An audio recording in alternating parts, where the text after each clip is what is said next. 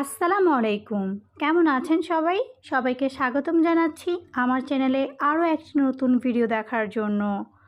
আজকের ভিডিওতে আমি কাঁঠালের বীজের খোসা ছাড়ানোর ও কাঁঠালের বীজ কাটার সবচেয়ে সহজ ও কার্যকরী টিপস শেয়ার করব।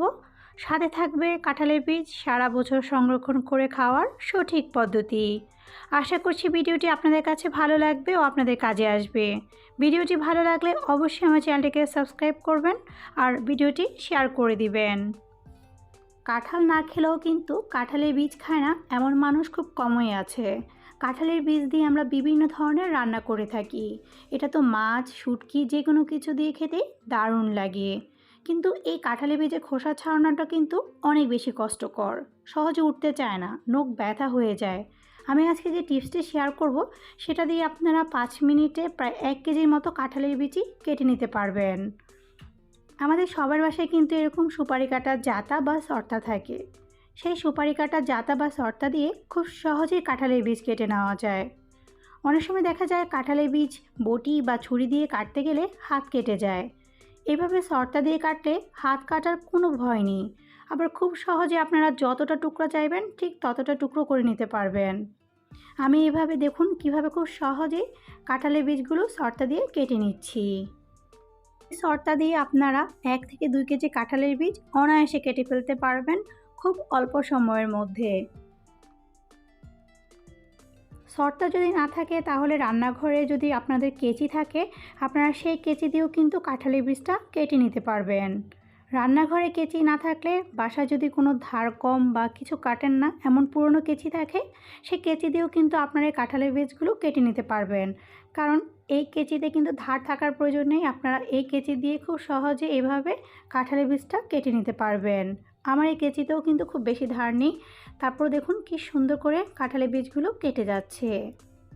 কাঁঠালের বীজগুলো কাটার পর এভাবে হাত দিয়ে একটু ঘষা দিবেন। ঘষা দিলে দেখবেন যে খুব সহজেই সবগুলো বীজের খোসা উঠে যাবে। দেখেছেন কত সহজে কাঁঠালের বীজের খোসাগুলো উঠে যাচ্ছে। আর এটা যদি আমরা হাত দিয়ে উঠাতে যেতাম তাহলে কত সময় লাগতো আর নখও ব্যথা হয়ে যেত। আমার এরকম ছোট ছোট টিপস যদি আপনাদের কাছে ভালো লেগে থাকে তাহলে অবশ্যই আমার চ্যানেলটিকে সাবস্ক্রাইব করে আমার চ্যানেলটিকে সামনের দিকে এগিয়ে নিয়ে যেতে আমাকে আরও বেশি উৎসাহিত করবেন। আর অবশ্যই আমাকে কমেন্ট বক্সে জানাতে ভুলবেন না আপনাদের কাছে আমার এই টিপসটি কেমন লেগেছে। আমি সবসময় এরকম সর্তা দিয়ে কাঁঠালের বীজগুলোকে খুব সহজে কেটে নিয়ে এটার খোসাটাকে ছাড়িয়ে নিই। এরকম করে করলে দেখা যায় অনেকটা সময় বেঁচে যায় আর কষ্টও হয় না। আমি এখানে কাঁঠালের বীজের উপরের যে খোসা সেটাকে ছাড়িয়ে নিয়েছি। এখন ভিতরে যে লাল আবরণটা রয়েছে সেটাকে উঠিয়ে নেব।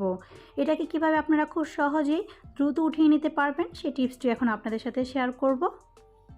আমি এখানে কাঁঠালের বীজের খোসা ছাড়ানোর জন্য একটা পাতিলে ফুটন্ত গরম পানি নিয়ে নিয়েছি। আর এই ফুটন্ত গরম পানির মধ্যে আমি এখন কাঁঠালের বীজটাকে দিয়ে দিচ্ছি। কাঁঠালের বীজগুলোকে গরম পানির মধ্যে দিয়ে আমি এখন একটু নেড়ে চেড়ে দিচ্ছি। এরপর আমি এগুলোকে ঢাকনা দিয়ে ঢেকে রেখে দিব 1 ঘন্টার জন্য। অবশ্যই এগুলোকে 1 ঘন্টার জন্য ঢেকে রাখবেন। 1 ঘন্টার মধ্যে ঢেকে রাখলে দেখা যাবে যে এগুলোর উপরে যে একটা আবরণ রয়েছে সেই আবরণটা নরম হয়ে যাবে। আর এটা যখন আপনি উঠাতে যাবেন তখন খুব সহজেই উঠে আসবে।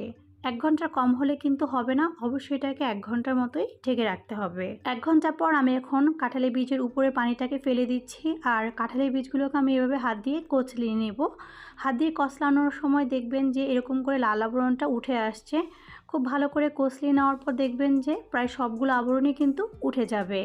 এটা কিন্তু গরম পানি দেওয়ার কারণে উপরের আবরণটা একদমই নরম হয়ে গিয়েছে আর এটা কিন্তু খুব সহজেই উঠে যাচ্ছে। এভাবে করে আপনারা অনেকগুলো কাঁঠালের বীজের খোসা আর কাঁঠালের বীজের উপরে যে লাল আবরণটা রয়েছে সেটাকে ছাড়িয়ে নিতে পারেন। দেখলেন কত সহজেই দ্রুত এই লাল আবরণটা উঠে গিয়েছে। আমি এখন এগুলোকে ধুয়ে পরিষ্কার করে আপনাদেরকে দেখাচ্ছি এটা কতটা পরিষ্কার হয়েছে। আমার এখানে দেখুন কাঁঠালের বীজগুলো একদমই পরিষ্কার হয়ে গিয়েছে, একদম ধবধবে সাদা হয়ে গিয়েছে। আমি এখন এই কাঁঠালের বীজগুলোকে সারা বছর আপনারা রেখে কিভাবে সংরক্ষণ করে খেতে পারবেন সেই পদ্ধতিটা আপনাদের সাথে শেয়ার করব। আর এজন্য আমি চুলায় একটি হাঁড়িতে পানি দিয়ে তার মধ্যে কাঁঠালের বীজগুলোকে দিয়ে দিচ্ছি। প্রতিদিন রান্নাঘরের কাজে গৃহিণীকে অনেকটা সময় ব্যস্ত থাকতে হয়। আর এরকম ছোট ছোট অনেকগুলো টিপস জানা থাকলে কিন্তু কাজগুলো অনেক সহজ হয়ে যায়। এখন এই কাঁঠালের বীজটা 1 থেকে 2 মিনিটের মতো আমি একটু ফুটিয়ে নিব। খুব বেশি ফুটিয়ে নেওয়ার দরকার নেই, জাস্ট পানিটা একটু গরম হলে আমি এর মধ্যে থেকে কাঁঠালের বীজগুলোকে তুলে নিচ্ছি।